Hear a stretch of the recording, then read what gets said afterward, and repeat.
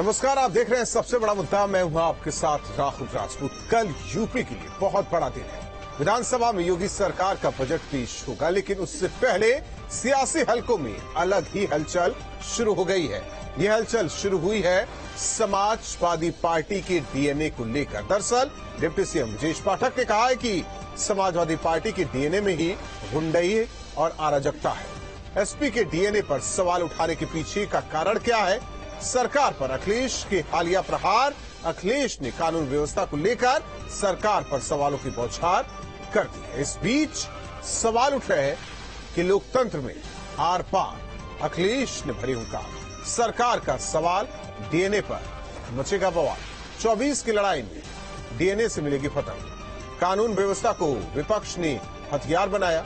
हंगामे की भेंट चढ़ जाएगा क्या ये पूरा बजट सत्र? इन्हीं सवालों के साथ मेहमानों से चर्चा, लेकिन उससे पहले रिपोर्ट।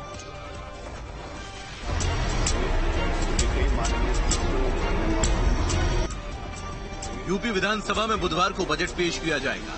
उससे पहले सियासत तेज हो गई है। अखिलेश यादव लगातार सरकार पर हमलावर है। उन्होंने कहा, बीजेपी सरकार लगातार लोकतंत्र की हत्या कर रही है। ये भारतीय जनता पार्टी लोकतंत्र की हत्या, संविधान की धज्जियां और जो प्रेस की आजादी है उस पर भी अंकुश लगा रही है। कानपुर देहात की घटना पर अखिलेश ने कहा, प्रदेश में अधिकारी अपनी मनमानी कर रहे हैं। कानून व्यवस्था की धज्जियां उड़ाई जा रही हैं। आखिर भारतीय जनता पार्टी क्यों ऐसा कर रही है? भारतीय जनता पार्टी ये व्यवहार क्यों ऐसा कर रही है? इनकी सरकार में अधिकारियों पे अंकुश क्यों नहीं है?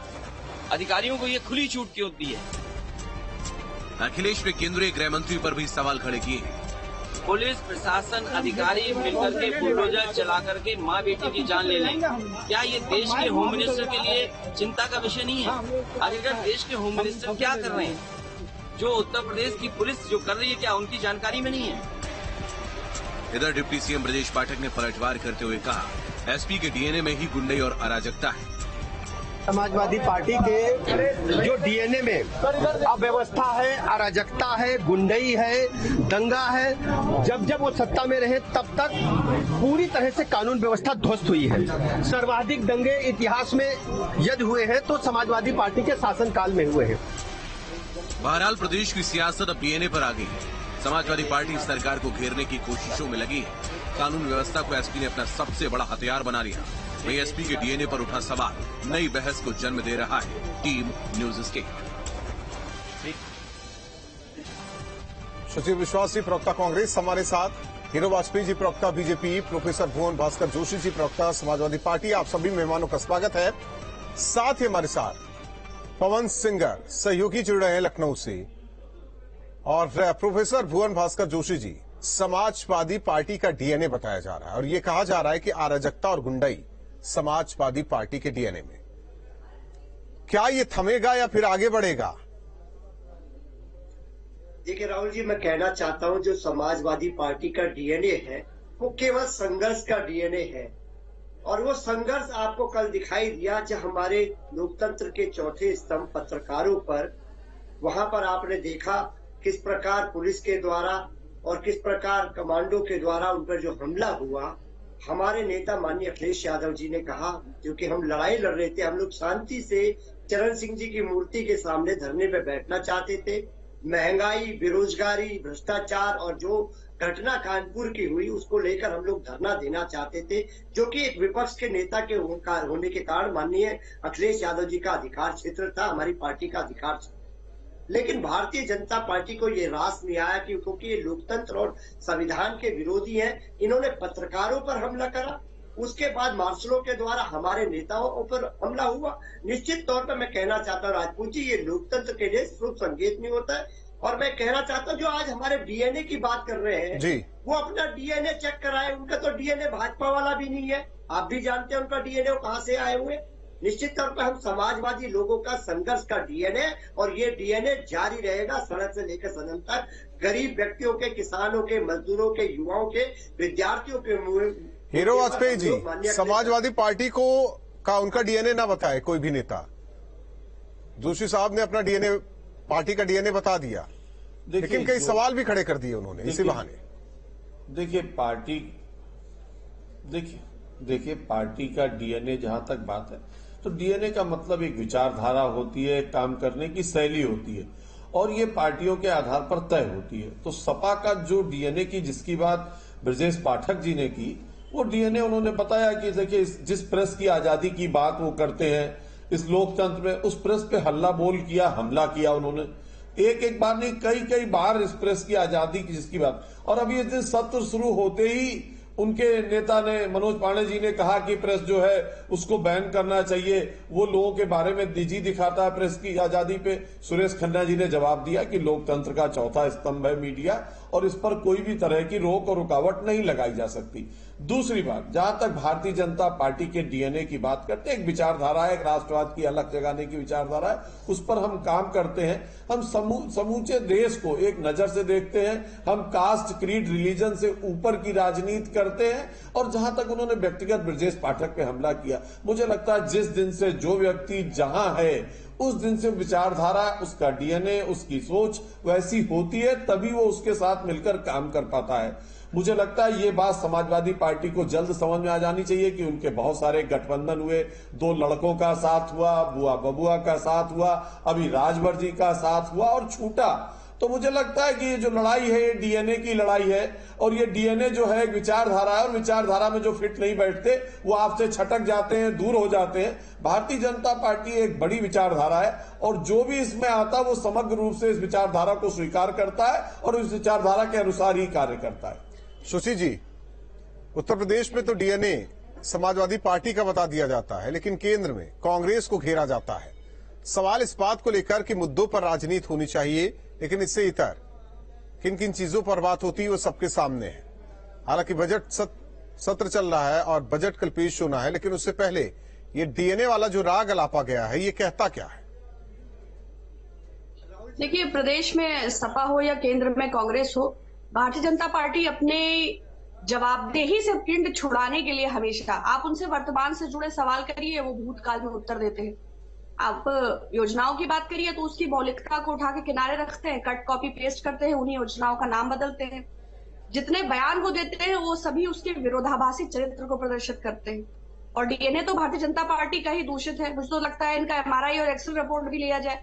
आप चाहे ब्रजेश पाठक या सुरेश खन्ना जी, किसी की फाइल खोलने की जरूरत नहीं है। ब्रजेश पाठक जी तो कानून मंत्री रहे, उसके पहले उन पर इतने तमाम आपराधिक मुकदमे थे, और कुछ मुकदमों में उसके फौरन बाद वो साक्ष्यों के अभाव में बरी भी हुए। खैर, चूंकि कानून मंत्री रहे, अभी भी बहुत इन्फ्लुएंशियल पोस्ट पर हैं, तो कुछ भी कहने का एकाधिकार प्राप्त हो जाता है जैसे ही आप संवैधानिक पद पर होते हैं। तो आप सत्ता में हैं, संयम धारण करें, बवाल के बयानों से बचें और अपनी प्रामाणिकता को सिद्ध करें। और रही बात ये जो डीएनए वाला स्टेटमेंट है, तो मुझे तो लगता है कि विकास दुबे एनकाउंटर ले फिल्मी स्टाइल में नरोत्तम मिश्रा के क्षेत्र में हुआ था, या लौटते समय गाड़ी पलट गई थी, या फिर जो भयानक गुंडागर्दी हाथरस में हुई, कैसे पेट्रोल डाल के पीड़िता को, या अभी आप कानपुर देहात का मामला ले लें, तो जितनी उजड़, जितनी उग्र, जितनी व्यग्र यह सरकार है भारतीय जनता पार्टी की, या बाहर से आए लोगों को, उन्होंने कहा ना, जब समग्र रूप से विचारधारा अपनाते हैं। आपकी पार्टी में आने से पहले का भी तो एक प्रोटोकॉल है। हजारों करोड़ के घोटाले हो, मिनटों में क्लीन चिट मिलती है, मिनटों में ईडी सीबीआई दरवाजे से चली जाती है। तो असंवैधानिक तरीके से सरकार को जितना अधिक चलाया जा सकता है, सोशल फैब्रिक को जितना डैमेज किया जा सकता है, कम्युनल क्लैशेस को जितना बढ़ाया जा सकता है, हेडलाइन मैनेजमेंट जितना किया जा सकता है, मीडिया मैनिपुलेशन जितना हो सकता है, डेटा मैनिपुलेशन जितना हो सकता है, उन सब में तो मास्टरमाइंड है भारतीय जनता पार्टी। और उसके बाद बढ़िया बढ़िया बयान, बेहतरीन बातें, और विपक्ष पर धड़ाधड़ ऐसे आरोपों का, इस तरह की बातें करना, तो ये तो भारतीय जनता पार्टी का चाल चरित्र चेहरा है। डीएनए को क्या कहना है, डीएनए से नीचे का मुझे पता नहीं है, ये तो फोटोन पार्टिकल ही है क्राइम का। इनके राज्य में तो देखिए रहे, पवन सिंगर सहयोगी, पवन, ये जो डीएनए वाली सियासत है, ये आखिर क्या दिशा तय करेगी? उत्तर प्रदेश की राजनीति किस दिशा की तरफ बढ़ रही है?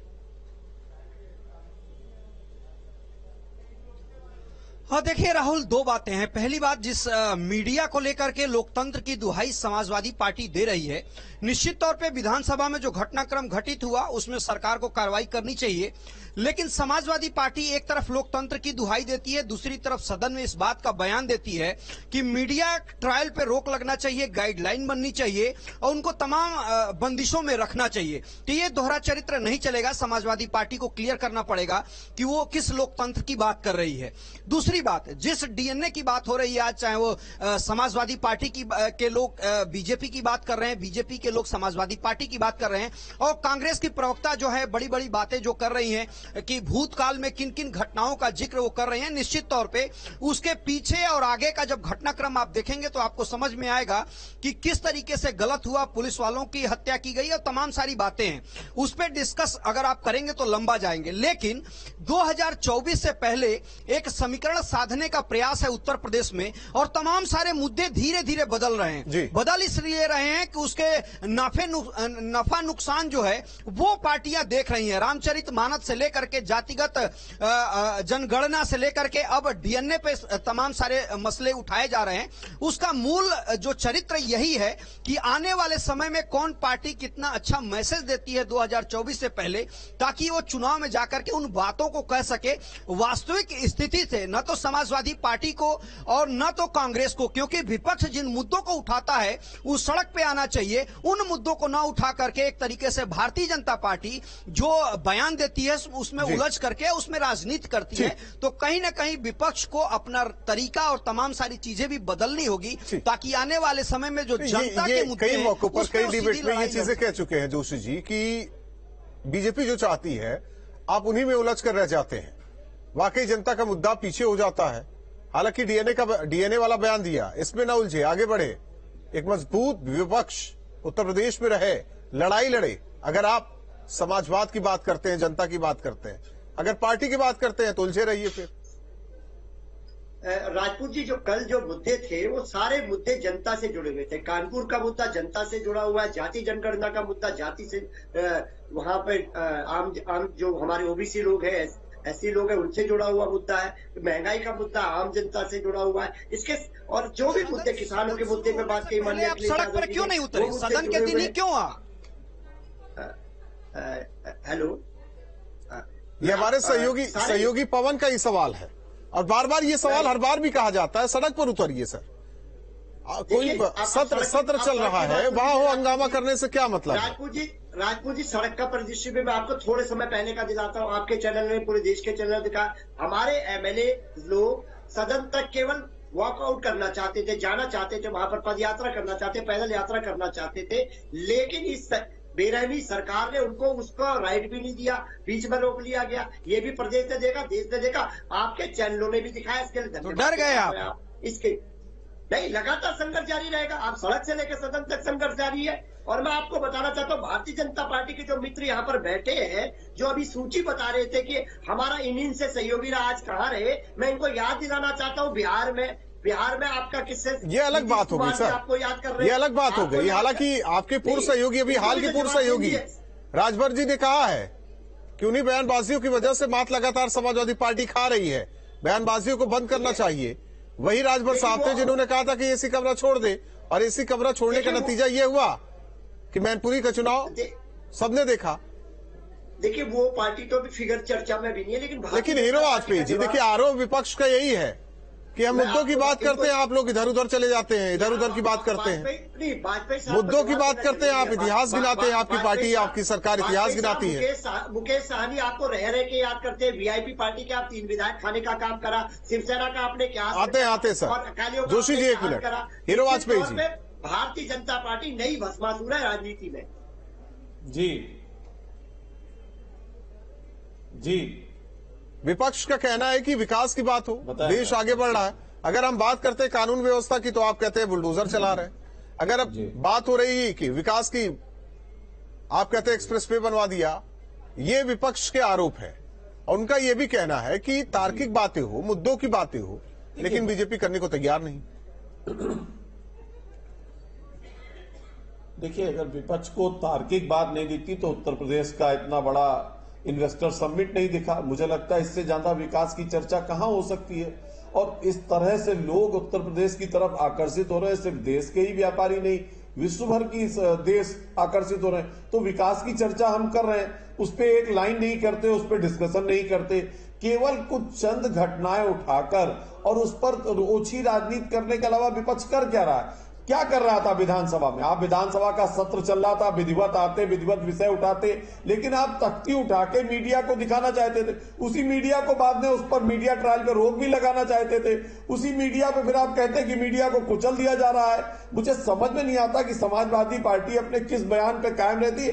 एक दिन में 3 बार बयान बदला और कहते हैं कि सत्तारूढ़ पार्टी भाग रही। सत्तारूढ़ पार्टी तो सत्र चलाना चाह रही है। आप सत्र में आइए, बातें करिए और धरना प्रदर्शन करने के लिए सड़क खुली हुई है। जनता का सहयोग लीजिए, उतरिए मैदान में, करिए ना धरना प्रदर्शन। कौन रोक रहा है आपको? और लगातार 4 चुनाव हारते हारते सपा को आदत पड़ गई है करना चाहती है, आप लोग करने नहीं देते। और नहीं, देखिए, ये कहना लोकतंत्र में बार बार कि हम जीतना चाहते हैं, ये मुझे हरा देते हैं, मुझे ये समझ में नहीं आता। जनता जनार्दन है, इनके मुद्दे जनता तक नहीं पहुंचते, ये जनता की नजर में खरे नहीं उतरते, इसलिए हार रहे हैं। और अभी हमारी मित्र प्रवक्ता कांग्रेस की कह रही थी, उन्होंने बहुत सारी बातें कही, पर मैं बता देना चाहता हूं बहन जी को कि 32 साल से कांग्रेस अपने अस्तित्व के संकट से झेल रही है। उत्तर प्रदेश में कांग्रेस अपना अस्तित्व खत्म कर चुकी है। राहुल गांधी के हारने के बाद कांग्रेस और मतिभ्रम की स्थिति में केवल टेलीविजन चैनल पे बैठ के बयानबाजी करने से ये दल बढ़ने वाले नहीं। विधानसभा में तख्ती लेकर खड़े होने से बेरोजगारी की बात करेंगी तो आपकी पार्टी की बात होगी, विकास पर चर्चा महंगाई की बात करेंगी तो राहुल गांधी की बात होगी। कानून व्यवस्था बेहतर तो है, बता रहे बीजेपी के प्रवक्ता। इन्वेस्टमेंट आ रहा है उत्तर प्रदेश में, कल का बजट बहुत बेहतर होने जा रहा है। और क्या चाहिए उत्तर प्रदेश में आप लोगों को? जो इन पर सवाल उठाए उसकी उत्पत्ति और उसके अंश दोनों पर प्रश्न उठाते हैं। भाई, हम तो विपक्ष में हम अपने दायित्व का निर्वहन कर रहे हैं। आपने इन्वेस्टर समिट पहले भी किया था, कितने एमओयू साइन हुए थे फर्जी और क्या इन्वेस्टमेंट आया। अभी भी जो पेड़ पौधे आपने लगाए थे, सजाया था, वो भी अभी तो जो सैपलिंग मेन लगाया गया था, सुना है वही चोरी हो गया, न्यूज में था। तो सिर्फ रंग बिरंगी लाइटें लगाने और दीवारें पुतवाने को लेकर अगर आप विकास कहते हैं तो फिर मुझे लगता है आपकी सरकार का एनएसएसओ का ही डेटा है जो कहता है कि 45 वर्ष की बेरोजगारी है। आप ही को पता होगा ग्लोबल हंगर इंडेक्स क्या है, आपने भी हिंडनबर्ग की रिपोर्ट देखी होगी, आप भी centre for monitoring Indian economy के डेटा से परिचित होंगे और नेशनल क्राइम रिकॉर्ड्स ब्यूरो भी आपका ही है। तो हम तो सिर्फ अपने दायित्व का निर्वहन कर रहे हैं। और रही बात राहुल जी की या कांग्रेस की, तो आपने कश्मीर से कन्याकुमारी तक कांग्रेस की स्वीकार्यता भी देखी है और आप जानते हैं कि हमने अंग्रेजों से भी संघर्ष किया है और हम भारतीय जनता पार्टी की बिकाऊ मानसिकता से भी संघर्ष करेंगे। तो संसद का पांव छूकर संविधान को बेचा कैसे जाता है, इसमें आप मायावी हैं, आपकी कोई दो राय नहीं है। आपका ब्रांडिंग, आपका मार्केटिंग, आपका TRP management, it's all very fine. Hero ji, but Congress ऐसा क्या? आप ईडी भेज के देख लीजिए, आप सीबीआई भेज के देख लीजिए, आपने सबको संक्रमित कर दिया। तो लेकिन राहुल गांधी सबसे पुरानी पार्टी की प्रवक्ता जो कह रही है उस पर मुझे लगता है बहुत सच कह रही है। इन्हें पता है कि ये कुछ नहीं कर रहे। अगर देश के प्रधानमंत्री बेहतर काम कर रहे हैं तो उसको अगर ये मायावी कहती है तो ये जनता का अपमान करती है। लोकतंत्र में माया केवल जनता की चलती है। जनता की माया बैलेट बॉक्स में वोट के रूप में तब्दील होती है और अगर उनका समर्थन ये नहीं हासिल कर पा रही तो ये आदरणीय मोदी जी को जादूगर कहती हूँ, है जादूगर। वो जनता के दिलों में है, उन्होंने काम किया है, इसलिए जादू बोल रहा है और कुछ नहीं है। जब तक कांग्रेस काम नहीं करेगी, धरती पे नहीं उतरेगी, अच्छे कामों की प्रशंसा नहीं करेगी, केवल मोदी जी के बारे में अगर गाली देगी, तब तक कांग्रेस इसी तरह अस्तित्व के संकट से जूझती रहेगी। पवन देखिए, इस चर्चा में भी एक दूसरे का अगर अप्रत्यक्ष रूप से कहे तो डीएनए बताया जा रहा है। हर एक पार्टी एक दूसरे का। सवाल इस बात को लेकर है कि कल का महत्वपूर्ण दिन है। आज हो सकता था कि चर्चा हम लोग उसी पर करते, लेकिन यही विडंबना है उत्तर प्रदेश की राजनीति की और विपक्ष की कि आज हम लोग कौन सा मुद्दा लेकर बैठे हैं। जाहिर तौर पर क्या ये यही खत्म होने वाला है या ये खींचेगा जरूर, क्योंकि हमें नहीं लगता कि कोई भी मुद्दा जब उठता है उत्तर प्रदेश में वो तत्कालिक होता है। और देखिए, निश्चित तौर पे कल का दिन उत्तर प्रदेश के लिए बड़ा है। 7 लाख करोड़ से ज्यादा का बजट उत्तर प्रदेश सरकार लाने जा रही है। इन्वेस्टर समिट का इम्पैक्ट आपको बजट में दिखाई देगा, केंद्रीय योजनाओं का इम्पैक्ट आपको बजट में दिखाई देगा। 2024 से उत्तर प्रदेश का एक तरीके से ये बड़ा बजट है और उत्तर प्रदेश सरकार इसको लाने का काम करेगी। दूसरी बात जिसका जिक्र आप कर रहे थे, तो ये मान करके चलिए कि आने वाले कुछ महीनों तक जो पार्टियां हैं उन मुद्दों को तलाशने का प्रयास कर रही हैं जिसपे वो सस्टेन कर सके और 2024 का चुनाव लड़ सके, जिसपे पब्लिक का इंटरेक्शन उन मुद्दों से हो सके। तो ये ट्रायल रन चल रहा है एक तरीके से सभी पार्टियों का। मुद्दा बदलते हुए आप देख रहे हैं कि महीने में मुद्दे बदल जाते हैं, और इसलिए है क्योंकि वो जनता का नब्ज टटोलना चाह रहे हैं कि वास्तव में जनता किन मुद्दों पे उनके साथ आ रही है। लेकिन अभी तक विपक्ष का देखा जाए तो उन तमाम मुद्दों पे अभी तक सस्टेन नहीं कर पाई है। इसका मतलब ये साफ होता है कि भारतीय जनता पार्टी के सामने अभी विपक्ष को बहुत सारे काम करने हैं, बहुत सारे मुद्दे तलाशने हैं, तब जाकर के भारतीय जनता पार्टी से संघर्ष कर पाएगी। क्योंकि 2024 उत्तर प्रदेश का चुनाव नहीं बल्कि देश का चुनाव है, और प्रधानमंत्री नरेंद्र मोदी जिस तरीके से अटैकिंग नेचर है उनका, जिस तरीके से कामकाज को जनता के बीच में ले जाने का काम करते हैं, उन मुद्दों पे सीधे तौर पे विपक्ष को आना होगा, तभी बात बन पाएगी। इन तमाम सारे मुद्दों, चाहे रामचरितमानस हो, जातिगत जनगणना की बात हो या डीएनए की बात हो, इन तमाम विषयों से बात नहीं बनने वाली है। निश्चित तौर पर वाकई मुद्दों के साथ अगर लड़ाई सरकार से लड़नी हो तो सड़क पर भी उतरना होगा। इससे हमारे विपक्षी दल के नेता माने तो बेहतर है, नहीं तो भविष्य 24 में दिखने जा रहा है। बहुत बहुत धन्यवाद आप तीनों मेहमानों का, और पवन आपका भी बहुत बहुत धन्यवाद। जाहिर तौर पर जिस तरीके से डीएनए वाली सियासत उत्तर प्रदेश में, जाहिर तौर पर हालांकि लगातार अखिलेश यादव अटैकिंग मूड में है सरकार पर, बीजेपी पर, और ऐसे में डीएनए इसीलिए बताया गया है कि थोड़ा बैकफुट पर अखिलेश यादव जाए। लेकिन क्या वाकई मजबूत विपक्ष है उत्तर प्रदेश में, या फिर कहें कि मुद्दे के साथ तो आते हैं लेकिन वो मुद्दा क्या वाकई आम जनमानस से विपक्ष का जुड़ा हुआ होता है? आकलन खुद विपक्ष के लोग जरूर